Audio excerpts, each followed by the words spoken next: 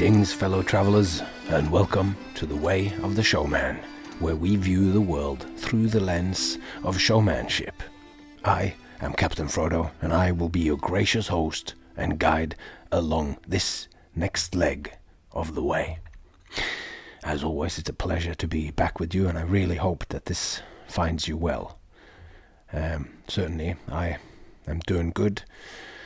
There's just been what's called Culture Night here in Haugesund, Norway. It was a powerfully rainy and stormy night, and during this night there's lots of stuff. It goes on during the day too, even though it's called Culture Night. Lots of events, and some of those events that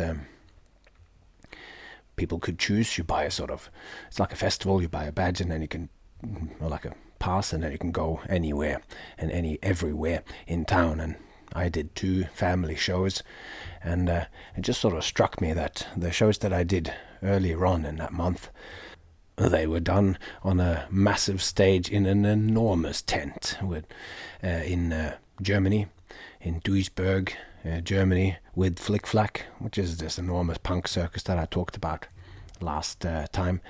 And I went from that huge stage there, and all the artifice, if you can call it that, which backs up that show. Giant circus, you park outside, there's a foyer tent where you can buy drinks and merch, and it's all very cool and very well set up. So by the time you get inside that tent, you're already very excited by all the things that is propping it up. And then a few weeks later, I am, not even that much, but I'm then at this culture night, and the event that I was at was a, what would you call it, a micro event put on by parents who are making a kind of culture hub, and they'd called it the culture house, like of this place, Skårdalen Culture House. And I went there, and it's actually in the gymnastics hall of the school, like the sports hall. So it's just a sports hall, and they had like 2 lights that they'd set up pointing in the direction into the corner of the thing. There I am in the corner with my props, and there's one of those fat blue crash mats just sort of stashed on my right, and behind me are the rib walls. I don't know what those are called, but those sort of wooden beamed climbing ladder things that I only really ever see that in school gym things. Anyway, they had, so it's like a real sort of gym hall. It's flat. The guy sort of tapes out the stage on the ground in the corner, covering over here's the lines for the basketball. You can't get any closer, and they're just like going diagonally across all of those, so that I'm sort of getting a diagonal spot in the corner. It's flat. There are no chairs for anyone to sit on, and all of a sudden there's like 200 people arriving up here, families, and all this just sort of like rolling in, and they grab some of those small heavy benches that you use when you do balancing, or I don't know what they do in gymnastics classes, and adults are pulling those over to sit on them. And then it becomes apparent to the organizers that, we do actually have some chairs, even though they're a bit hard to come by. And people go in, and they all grab the chairs, and they take them out, and they stand them at the back, and it's all full of kids. And my father's homemade amplifier is standing in the corner with some cheap wireless microphone on. And anyway, it's all there's no sound system in the place, and it's just a flat ground. They have that. I said they had those 2 lights, like 2 spotlights that are pointing in my direction, but the stand that they have is so low that by the time the audience comes in and sits down, it's more or less just lighting up the backs of the audience, because it's not quite high enough. And all of this, and as I'm watching this sort of unfold before it happens, and as I go out and talk to them, I really just have what Jay and Eric talks about on object episodes of Folk Circus in mind. There's nothing here that is propping up the performance, like a gaffer tape line across that says "do not get any closer than this," and which I could have done if we didn't have that sort of trope that I wasn't present when the people were coming in. I could have just stood there and told them to do it. Like Jay and Eric talks about them being in Iceland and them sort of being that was one of the features of certain of their performances, where they're actually there when the audience is coming in already, like to just take that blur that line of what the performance is or whatever. But anyway, I just found it really valuable to have in my mind carved out this niche of folk circus. Like, we're just here, I have a program of material that I want to do. They come in, they're excited they've driven out in the dark and they've walked into the school and then they walk down. It's such an unusual kind of place, and then they like for a show to happen.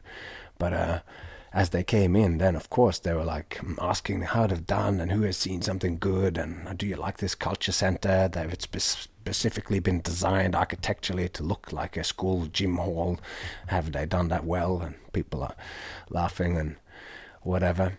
And just that idea, like, it's so cool that people are going out in the dark, driving out to this school in the middle of nowhere. It's outside of town, like 10-12 minutes drive out into the countryside, which in a small town like that can leave you surprisingly far away from town. Anyway, and then they come through the dark and it's raining and they go in, and then they're sitting there and all the kids sitting on the ground and they're shouting, and I'm going, who's seen me before? And some has seen me before, and someone in the front row, I've actually performed at their birthday party here not so long ago. And I just really had this sort of feeling like this is what folk circus is. I'm talking to them, go, have you had a good time at the culture night? They're lackluster at responding, of course. And I go, oh, God, it was terrible up until now. You haven't had such a good time? And then they laugh and they go, sure, good, great. Anyway, we're going to have a good time now. It's such a base position to be in. Folk circus, like I really felt that. But then, of course, there's the other end of the scale, like at Flick Flack, which is giant. It's got incredible light rig. It's got lots of huge moving kind of, we call it scenery, but it's actually like most of the moving stuff is just ramps for motorbikes to jump, extreme sport, jumping these massive Superman jumps. And both of them are circus, and there is something in there, and that is that showmanship that you do need. You really need showmanship when you are standing there and it's just a flat floor. It's just me, my father's homemade amplifier, so they can hear me in there properly. And there's a little bit of music. I'm playing some classic circus music, like Barnum and Bailey's style, and marching band music. And apart from that, it's just my bins, some props in there. There's nothing for them really to grab onto, and then I come out and we create the whole thing from scratch. It's just me and them. It's such a base performance, and we talked about that as how the showman and the audience, how that is what creates that thing in between the showman and the audience, which is the show. And we all entered into that with no additional things to help prop it up. No big stage, no big light, no excitement to come in, no real hall or foyer tent where there's cool music playing or whatever. It's just dark, and they're walking through the stairs to the gym hall with the characteristic smells that a school gym hall has, and it is not a theatrical thing, and they come into it. That was a lovely experience, but it made me also then think, because after these two shows I went down to see another show in town. It's like dance theater kind of immersive thing where we go down standing in this 150-year-old building by the sea that's now sort of a theater, Stålhuset, and it's raining and really cold, and we start outside in two groups, and a really sweet old Mercedes-Benz drives up, and two girls dressed as women dressed as detectives come out, and they take us on this sort of trip throughout this whole building. Very beautiful and very cool and moving and interesting story, and all sorts of, like, just this immersive event of being taken from rooms, and we're following blood trails on the ground and all this stuff. And it made me think that there's this sort of always this scale of productions of how much you ask from the audience and how much you give. Like when I'm the style of giving or whatever that I was doing in Flick Flack, and you come in there and you deliver your material and you really just like you pushing it out there, and it's propped up by all the lights in the stage, and then you come in the gymnastics hall, and that becomes the stage in the circus, and it's a whole nother thing. But I'm still like giving in a whole, very much making it an effortless experience for the audience, where they can effortlessly pay attention. I will guide them through, and you take it all. And then when we watch the dance theater immersive walking through the thing, we don't quite know what's going on. And as we came up, and it all climaxed with the cops shooting and blood and everywhere, it's like we were then talking about it afterwards, me and my wife, and it's kind of like maybe it's actually like a reverse narrative, where we get the last scene first, and it's all like you have to think about it, because it's just all cool images, but they are actually connected together. And in this, the performers are asking a little bit more of us as an audience. Each bit was still interesting, but there was room to find much more in there. Like each bit is entertaining in itself, but there is more to be found the more you sort of engage with the work. And that, I think, is it's interesting to keep in mind when you're sort of creating work. I was kind of inspired to go, that's right, I have ideas that aren't quite outright as entertaining or as giving, or so I'm asking a little bit more of the audience.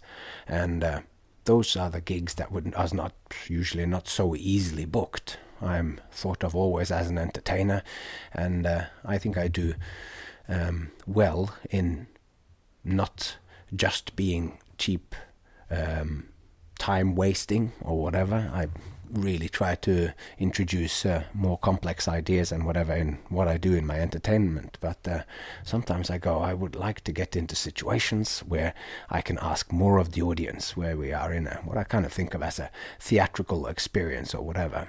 And we will talk about this in a further episode when we talk about art and entertainment and what I sort of see the difference of those being and where we are on that spectrum. But that thing is on a spectrum, and to me it has to do a little bit with how much you ask of the audience. Because by the time they come into the gymnastics hall, and I don't really ask much of them to suspend their disbelief or to or I'm not doing complicated stuff. It's also a family show, so I'm really just like talking directly to them. I am here, you're here. There's no artifice in this situation, apart from the fact that I'm behaving very strangely, but that's what I'm not one of them, but that's what makes it all happen. This is what we looked at last time in the geometry of showmanship, and I'm not really going to do any recapitulation of that. I think I said it all pretty much as detailed as it needed to be said.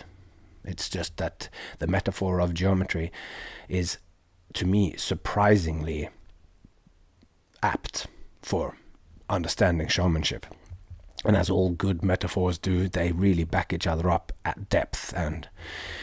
But last week we did also, when we talk about pillars of showmanship or the essentials of showmanship, we find four things. We find the showman, we find the audience through which the show can emerge between them in the meeting point or area of interest. And the thing that makes that possible is the shared attention. Or as I have come to think of it now, I watched an interesting lecture by this guy Tomasello. What is his name? Michael Tomasello, and he's anthropologist, I think. He's written an interesting book called Becoming Human, an ontology of human.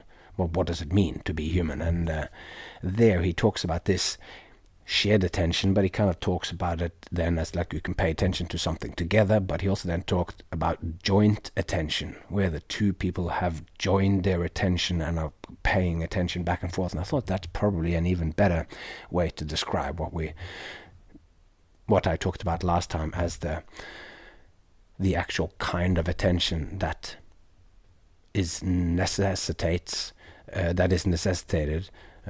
I don't know how to say that. to make a show happen. And that's the thing that we didn't quite get placed into the triangle last time, and it is what we will be looking at today. So, without further ado, let's explore the triangle and the additional thing to it, which from the title of this here you already have got some understanding of. You probably see where I'm going with this.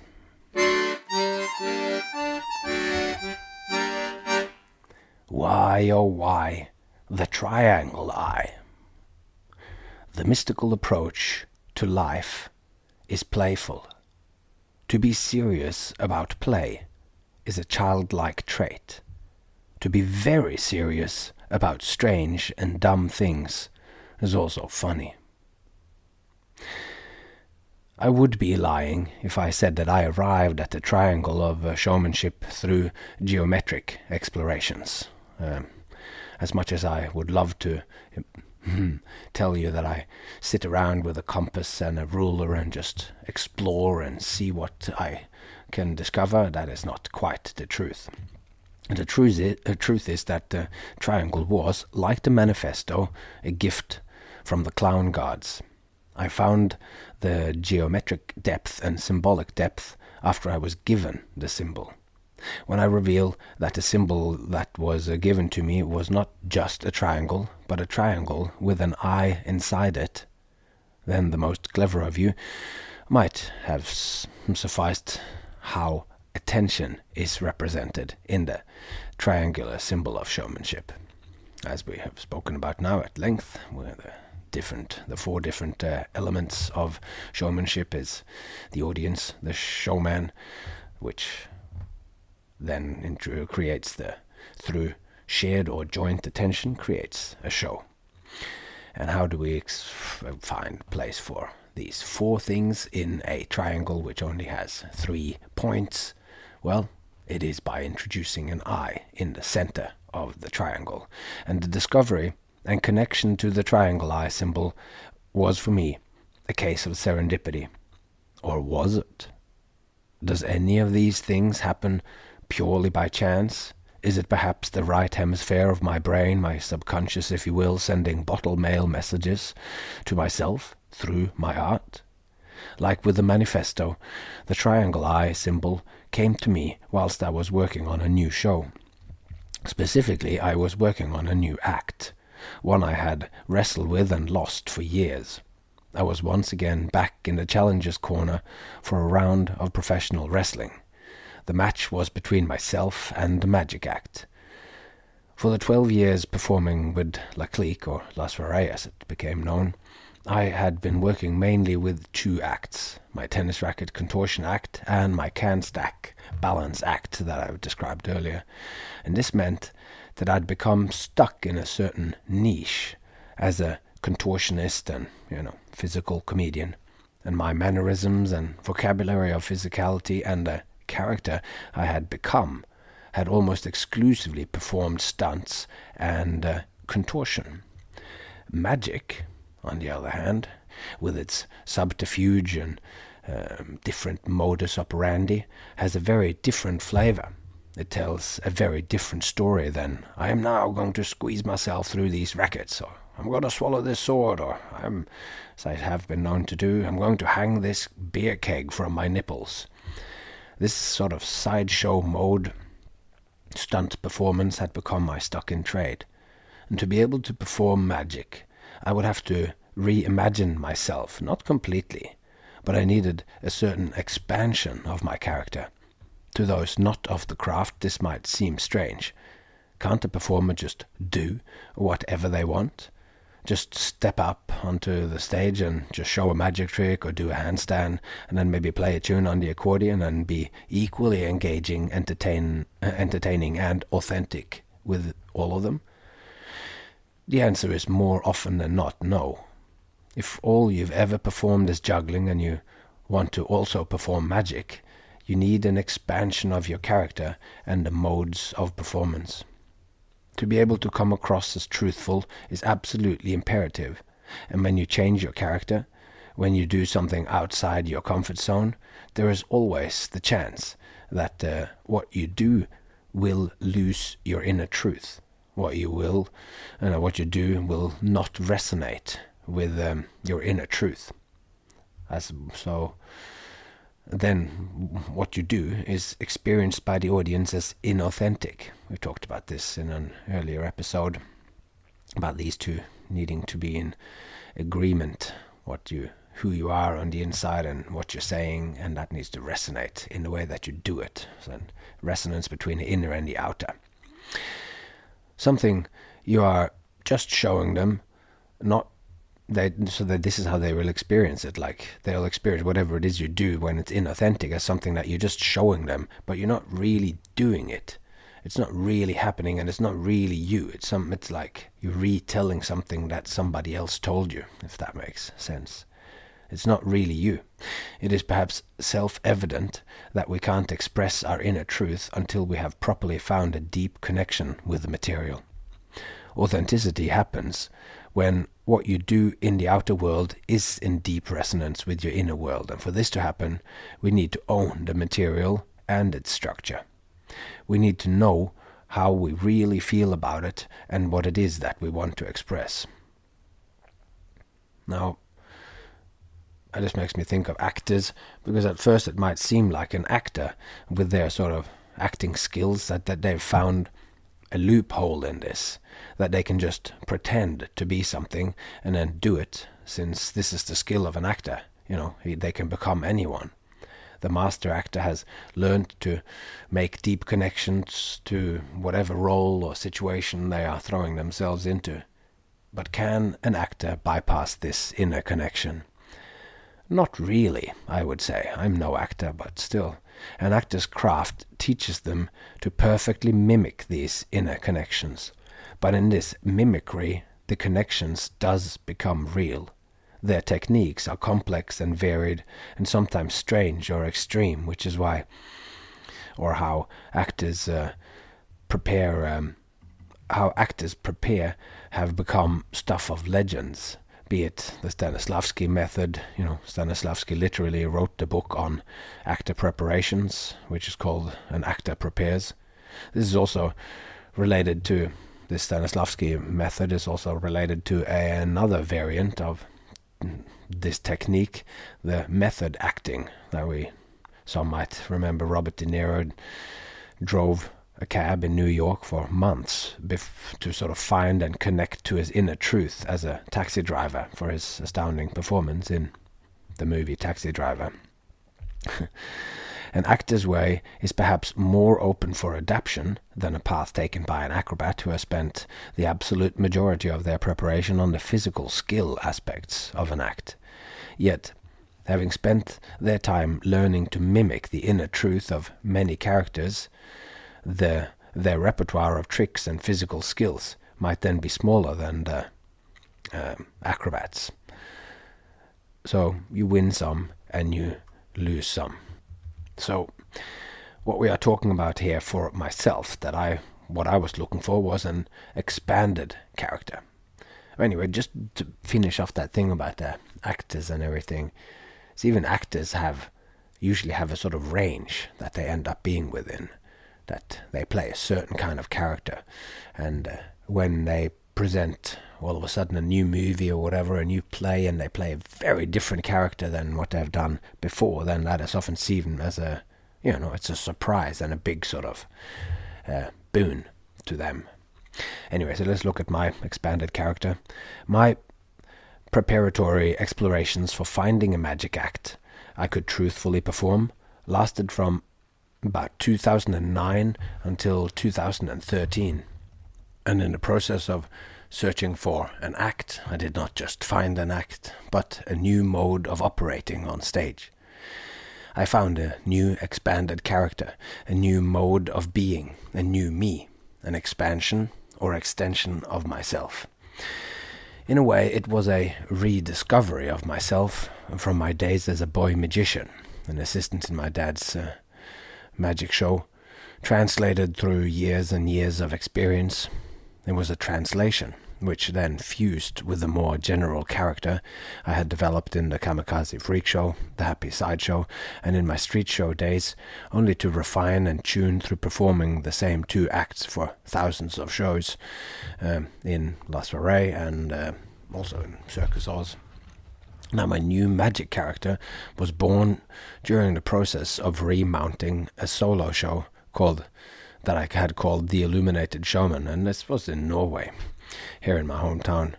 And the show had originally been created in English, and it needed to be then translated into Norwegian. And it turned out that some of the show was quite literally lost in translation. So let's have a few thoughts on translation. And there were 2 sections in this English incarnation of that show, which I had called the Midway of Proverbial Artifacts, where I presented on a velvet cushion the actual pearls of wisdom and the very straw that broke the camel's back, and a few other things. And I presented them with a full carnival parlance and sort of exhibitory style. Roll up, get your tickets on display for your viewing pleasure. The genuine, long-lost, much-coveted pearls of wisdom, and so forth. There's much more to that act, but it's enough to give you an idea. Translation, though, is a complex issue. And translating any work of art, say a novel, is complicated enough, and the translator must take decisions about what the original author meant, which invariably makes each translation different from the original. A novel is most often story-based, and if you capture the action, you are well on your way. But the language, the words, expressions, flow, this is the medium which the story presents itself to the reader. So changing those words also changes the story, as it turns out to be the case with everything in life. It's always more complicated, and in this case it's more complicated than just translating words. Translation is about translating meaning as well.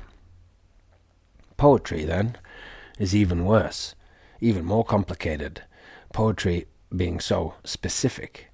At least prose is about something. It's a text describing something. And a poem, it is the thing itself. Translating a poem is to completely reimagine it. It is a recreation, in the full extent of that word. It's like writing another poem inspired by the original poem. And great works of art like Goethe's Faust gets translated again and again. And I didn't know this until very recently, that translations of works of art, novels or poetry, that they actually get dated. So the original somehow stays timeless, but each time somebody makes a translation, this lacks this timelessness. The interpretation of that original work, the interpretation is dated. So if it was done in the 60s or whatever, it might now, in 2021, need a new translation to connect with the audience now, whilst the original is still as multifaceted and as it was. The original of Faust remains what it is, always the source of inspiration and great poetic depth, but the translations get outdated. This is a really interesting subject, but this is not the place to dive too fully into it here. It's interesting to think about, so let's return to my personal problems of translating my proverbial Midway act. Because the first problem that I came up against was that changing the spoken language, and for starters, in Norwegian, we haven't got those same sayings.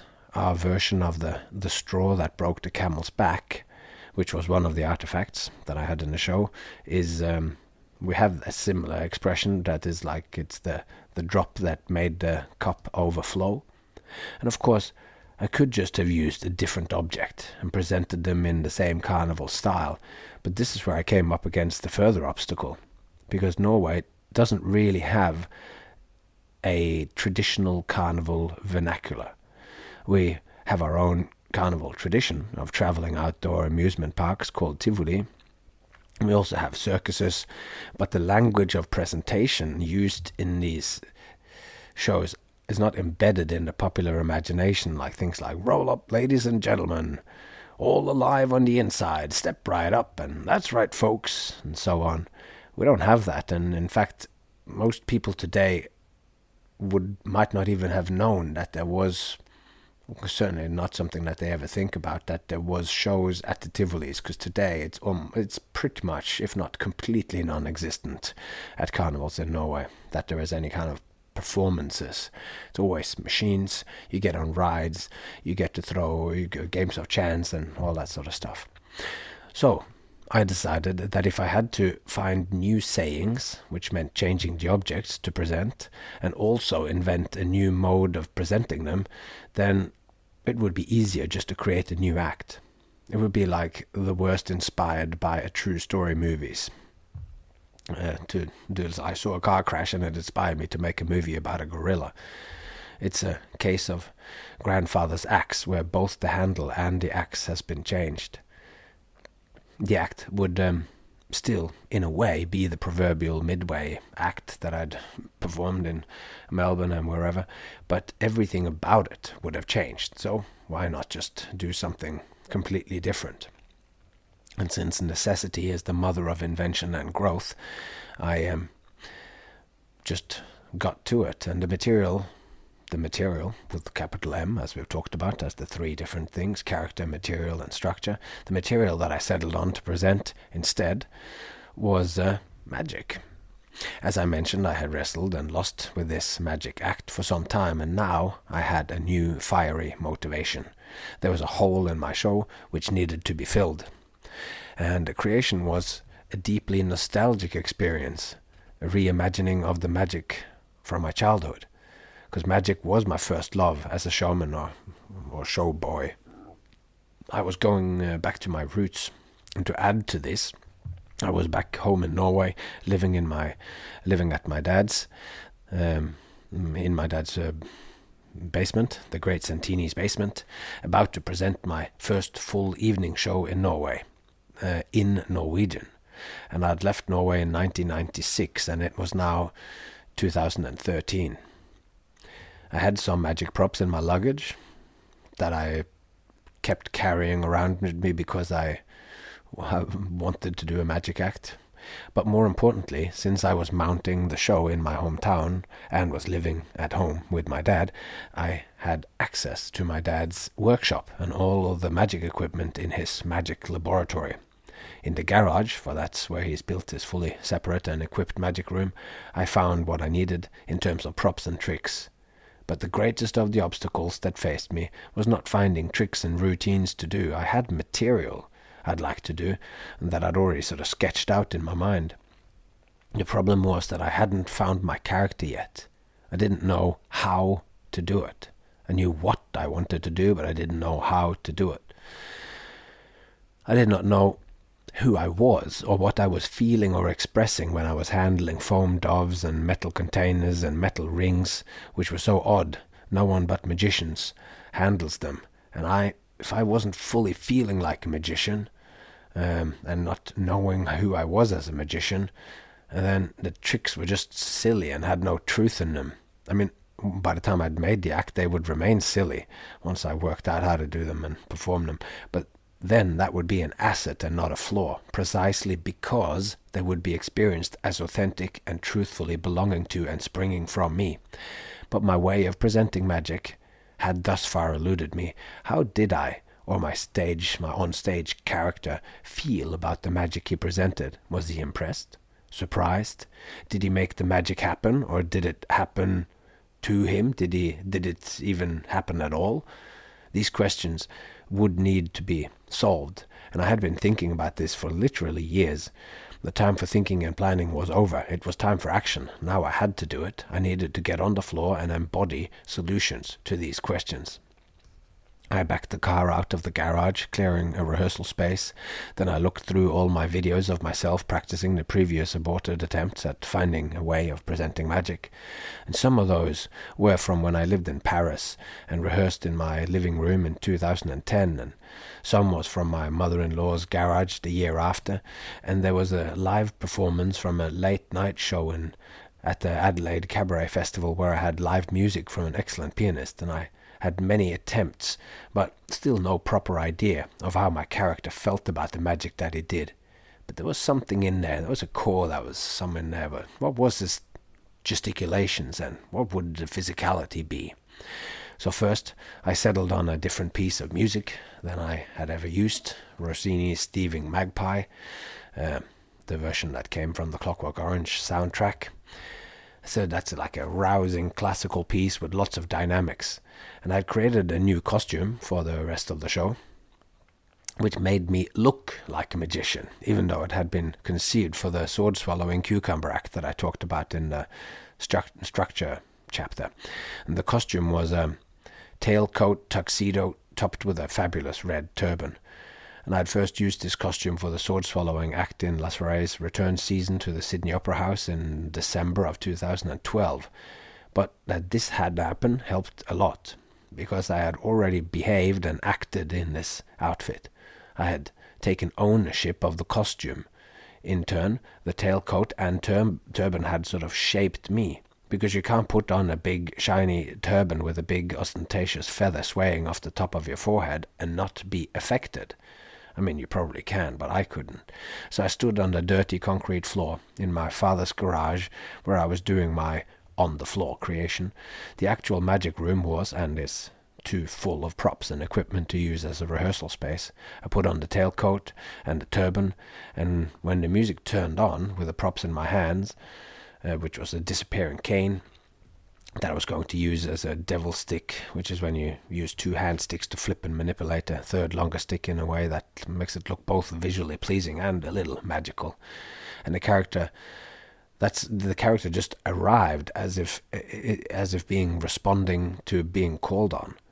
I found some good movement stylings, and most importantly for this next section of our exploration of the way of the showman, it was this symbolic hand gesture that I spontaneously added. The disappearing cane, an almost meter-long silver-collared steel cane, which as the name suggests can disappear, was filled with confetti.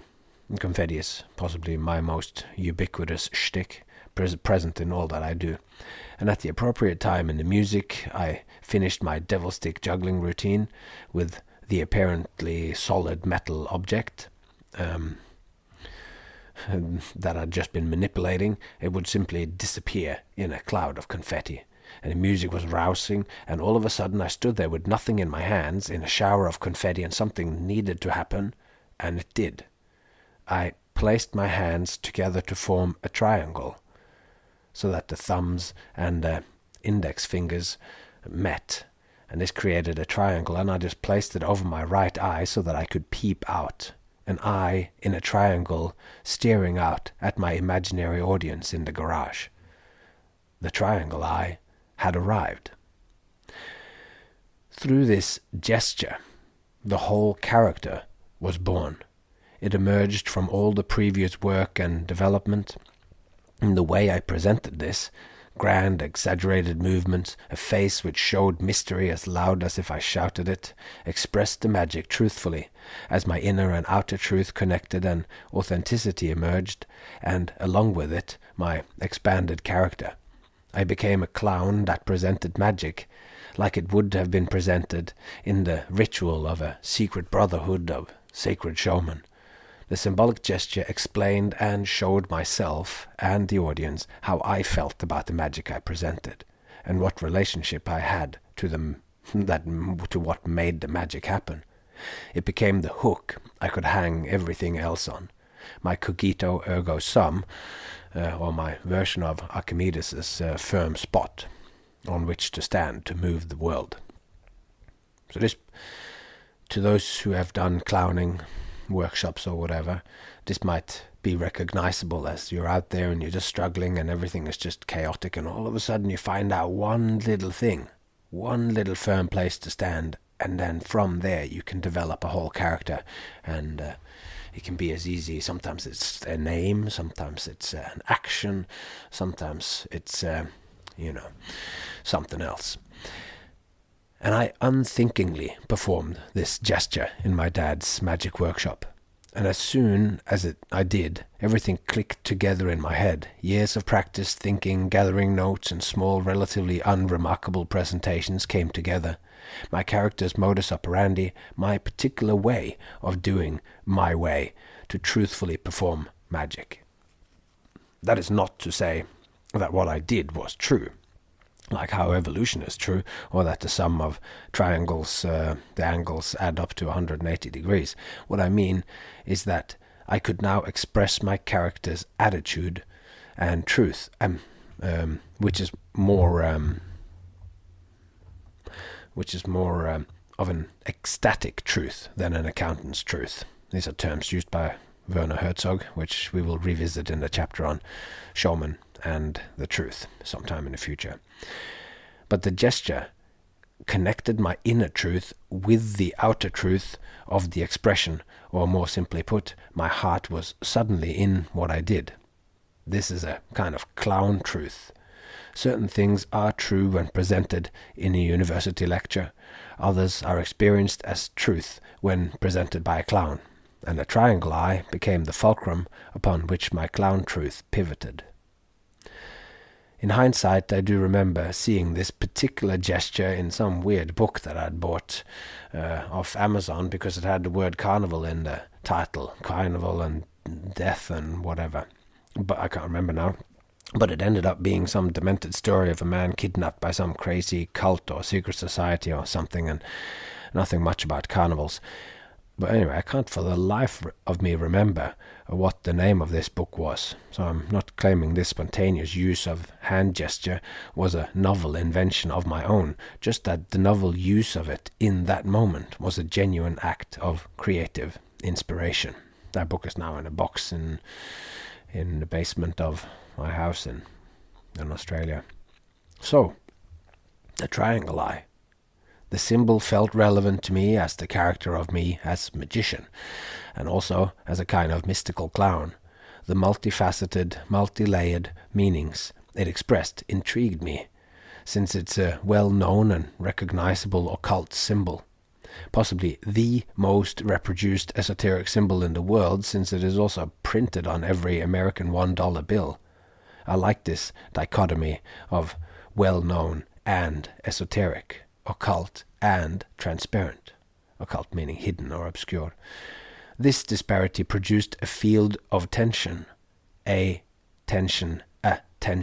play space of interest, an area of interest, a meeting point where I met my expanded performer self, and in this same space I was ready to meet my audience.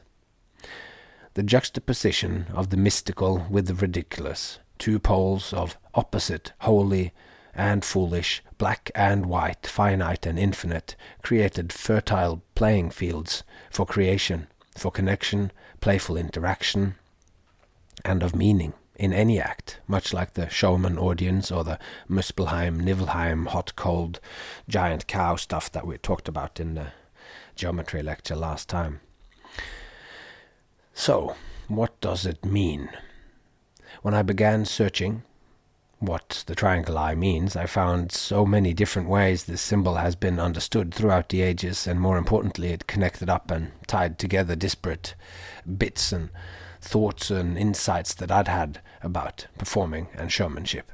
And the triangle eye became a triangular seed, and so much was packed into it, like an oak tree inside an acorn. Studying upon the meanings of others that others had attributed to the symbol, I got lost in this oak's magnificent sprawling crown.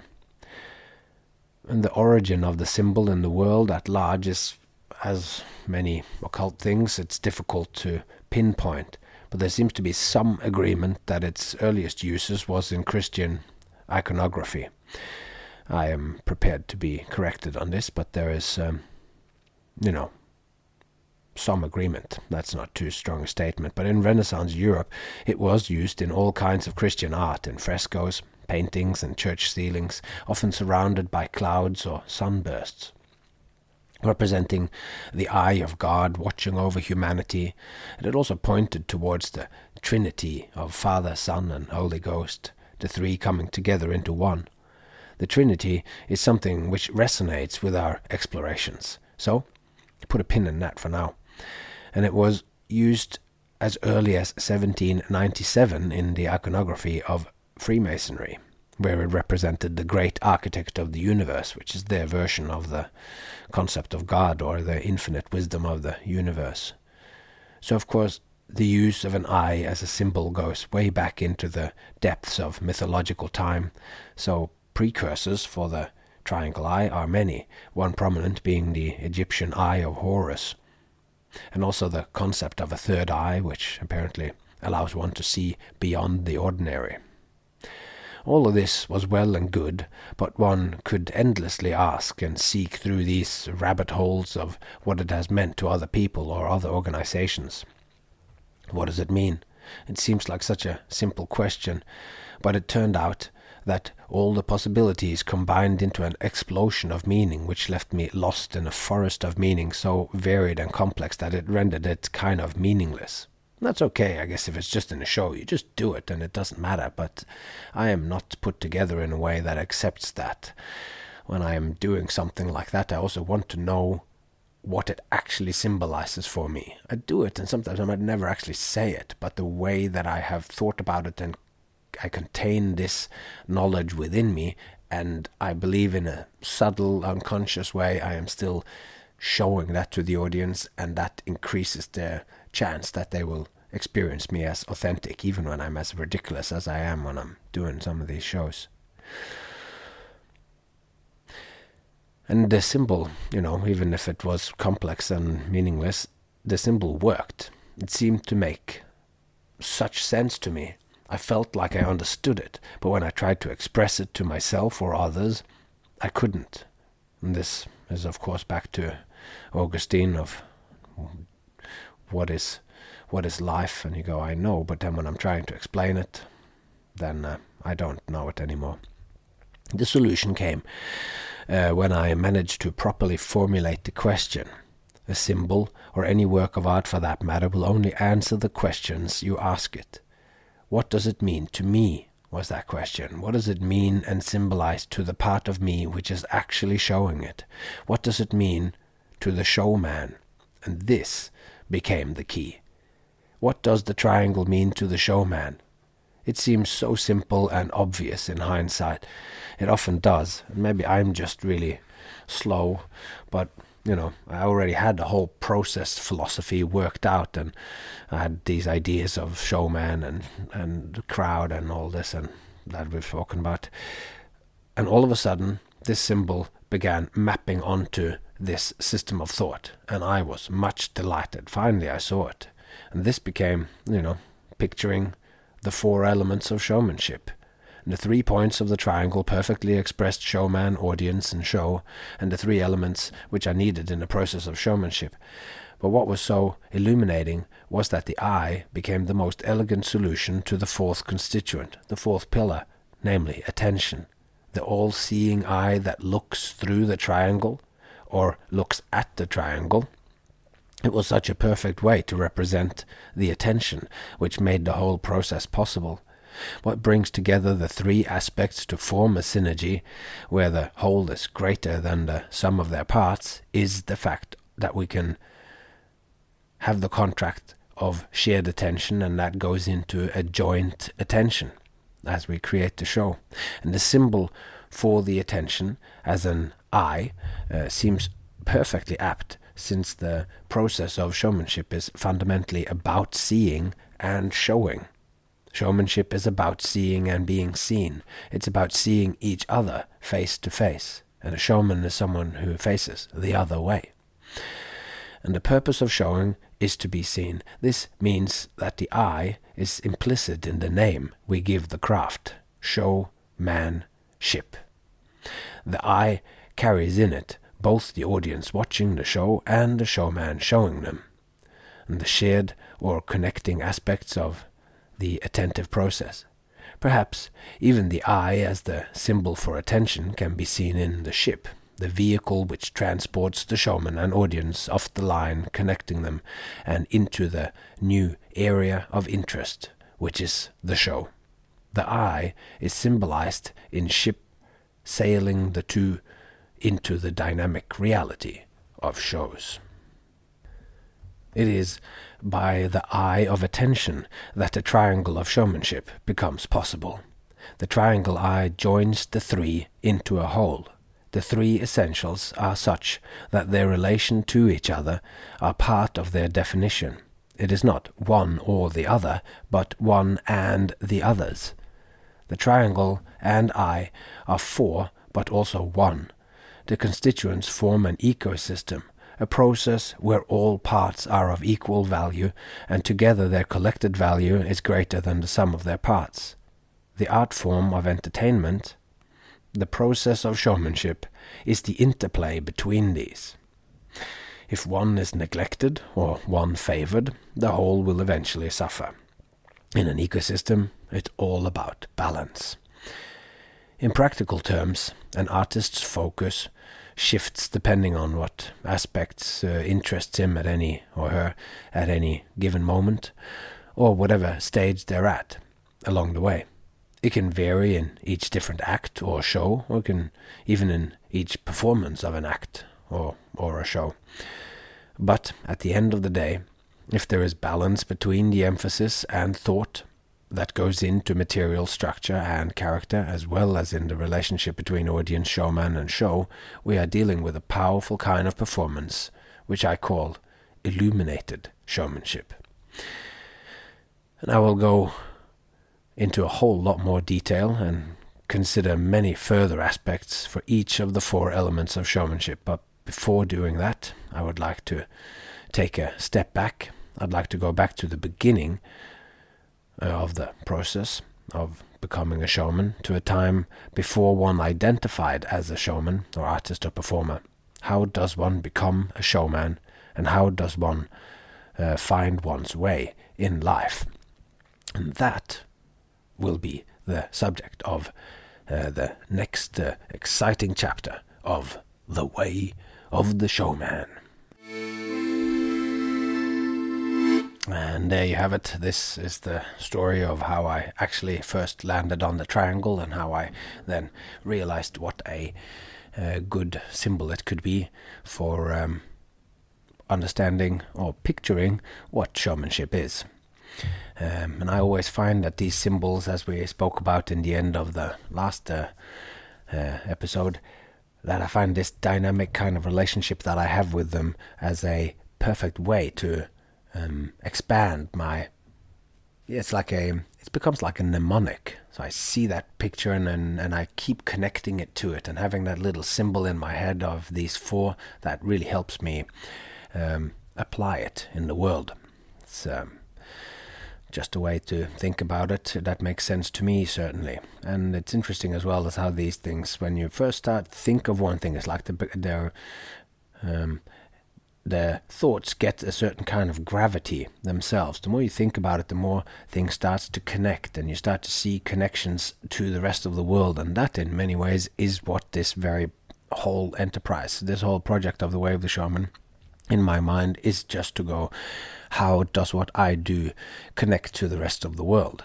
And what makes it meaningful to me and the world and everything, and how can I... because I don't want to base my life, just like I don't want to just do a symbol in the show without having thought about what it means. I don't like to perform and do what I do without having thoroughly thought it through. That is just the nature of who I am. And I can go on about it at length, and I will in the next episodes of The Way of the Showman. And that's all I had to say of that stuff. And I'd just like to say, if you like what I do, please support me. Drop me a coffee at buymeacoffee.com/Captain Frodo. And but more importantly, tell your friends. If you know someone, strike up a conversation, or just send them a link.